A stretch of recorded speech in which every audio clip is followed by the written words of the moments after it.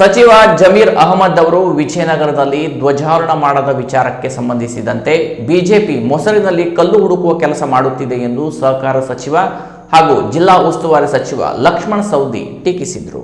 ಕಾರವಾರದಲ್ಲಿ ಮಾಧ್ಯಮಗಳ ಜೊತೆಗೆ ಮಾತನಾಡಿದ ಅವರು, ರಾಜ್ಯದಲ್ಲಿ ಮುಖ್ಯಮಂತ್ರಿ ಸೇರಿ 34 ಸಚಿವರಿದ್ದು ಎಲ್ಲರಿಗೂ ಉಸ್ತುವಾರಿ ಜಿಲ್ಲೆ ನೀಡಲು ಸಾಧ್ಯವಿಲ್ಲ. ವಿಜಯನಗರ ದೂರವಾಗುತ್ತದೆ. ಬೆಂಗಳೂರಿನಲ್ಲಿ ಮುಂದಿನ ಚುನಾವಣೆ ದೃಷ್ಟಿಯಿಂದ ದೂರದ ಜಿಲ್ಲೆಯ ಉಸ್ತುವಾರಿ ಬೇಡ ಎಂದು ಜಮೀರ್ ಹೇಳಿದ್ದಾರೆ. ಪಕ್ಕದ ಜಿಲ್ಲೆಯ ಉಸ್ತುವಾರಿ ನೀಡುವಂತೆ ಅವರು ಮನವಿ ಮಾಡಿದ್ದಾರೆ. ಈ ವಿಚಾರಕ್ಕೆ ಬಿಜೆಪಿ ರೆಕ್ಕೆ ಪುಕ್ಕ ಕಟ್ಟಿ ಕಾಗೆ ಹಾರಿಸುತ್ತಿದೆ ಎಂದರು. ಬಿಜೆಪಿ ಸರ್ಕಾರದ ಅವಧಿಯಲ್ಲೂ 3 ಸಚಿವರು ಉಸ್ತುವಾರಿ ಜಿಲ್ಲೆಗಳನ್ನ ಬಿಟ್ಟಿದ್ದರು. ಆಗ ಬಿಜೆಪಿಗೆ ದೇಶಪ್ರೇಮ ಇರಲಿಲ್ಲವೇ? ಭ್ರಷ್ಟಾಚಾರ ಹಾಗೂ ನಾಗೇಂದ್ರ ವಿಚಾರದಲ್ಲಿ ಮಾತನಾಡುವ ನೈತಿಕ ಹಕ್ಕು ಬಿಜೆಪಿಗಿಲ್ಲ ಎಂದು ಸೌದಿ ವಾಗ್ದಾಳಿ ನಡೆಸಿದ್ದು, ತಾವು ಆರ್ಎಸ್ಎಸ್ ನಿಂದ ಬಂದಿದ್ದೇನೆ ಎಂದು ಎಂದಿಗೂ ಹೇಳಿಲ್ಲ. ಮಾಜಿ ಮುಖ್ಯಮಂತ್ರಿ ರಾಮಕೃಷ್ಣ ಹೆಗಡೆ ಅವರ ಅಪ್ಪಟ ಶಿಷ್ಯನಾಗಿ ಜನತಾ ಪರಿವಾರದ ಮೂಲಕ ರಾಜಕೀಯಕ್ಕೆ ಬಂದಿದ್ದೇನೆ. ಬಿಜೆಪಿಯಲ್ಲಿದ್ದಾಗ ಅಲ್ಲಿನ ಸಿದ್ಧಾಂತಕ್ಕೆ ಹೊಂದಿಕೊಂಡಿದ್ದೆ. ಭಿನ್ನಾಭಿಪ್ರಾಯ ಬಂದಾಗ ಪಕ್ಷ ತೊರೆದು ಇದೀಗ ಕಾಂಗ್ರೆಸ್ ಸಿದ್ಧಾಂತ ಒಪ್ಪಿಕೊಂಡು ಕೆಲಸ ಮಾಡುತ್ತಿದ್ದೇನೆ ಎಂದು. ಆರ್ಎಸ್ಎಸ್, ವಿಶ್ವ ಹಿಂದೂ ಪರಿಷತ್, ಬಜರಂಗ ದಳ ಸೇರಿದಂತೆ 106 ಸಂಘಟನೆಗಳಿವೆ. ಒಂದೇ ಸಂಘಟನೆಯನ್ನ ಗುರಿಯಾಗಿಸಿಕೊಂಡು ಮಾತನಾಡುತ್ತಿಲ್ಲ.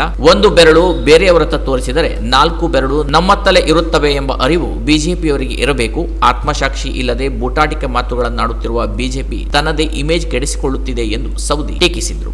ನಾನು ಜನತಾ ಪರಿವಾರದಿಂದ ಬಂದಿರತಕ್ಕಂಥನು ಮತ್ತು ರಾಮಕೃಷ್ಣ ಹೆಗಡೆ ಅವರ ಅಪ್ಪಟ ಶಿಷ್ಯನಾಗಿ ನಾನು ಬಂದಿರತಕ್ಕಂಥ. ಆ ಪಕ್ಷದಲ್ಲಿದ್ದಾಗ ಆ ಪಕ್ಷದ ಸಿದ್ಧಾಂತ ಮತ್ತು ಆ ಪಕ್ಷದ ತತ್ವಗಳನ್ನು ಎಲ್ಲರೂ ಕೂಡ ಅಳವಡಿಸಬೇಕಾಗುತ್ತೆ. ಅವತ್ತಿನ ಜನ್ಮದಲ್ಲಿ ಆ ಪಕ್ಷದಲ್ಲಿದ್ದಾಗ ಆ ಪಕ್ಷದ ಸಿದ್ಧಾಂತ ಮತ್ತು ತತ್ವಗಳನ್ನು ನಡ್ಕೊಂಡು ಬಂದಿರತಕ್ಕಂಥದ್ದು.